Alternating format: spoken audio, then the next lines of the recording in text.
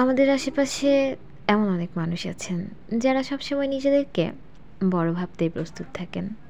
দুঃখিত, বড় বলতে আমি খারাপ কিছু বোঝাচ্ছি না।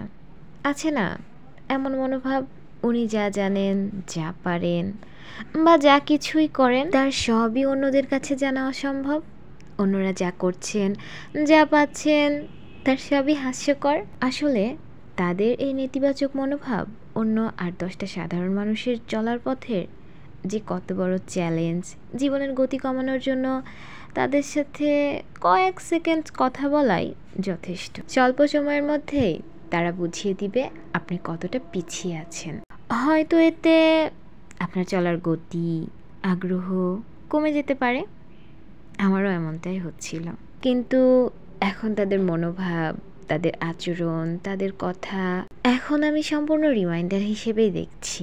আলহামদুলিল্লাহ, তাদের এই নেতিবাচক আচরণে দুমড়ে মুচড়ে ভেঙে চুরমার হয়ে যাওয়া আমিটাকে খুব সুন্দরভাবে গুছিয়ে নিয়েছি। আর সেই নেতিবাচক মানুষগুলোকে স্বেচ্ছায় আমি একটু বেশি সময় দেই, যেন আমার মধ্যে ডিটক্স সঞ্চারিত হয়।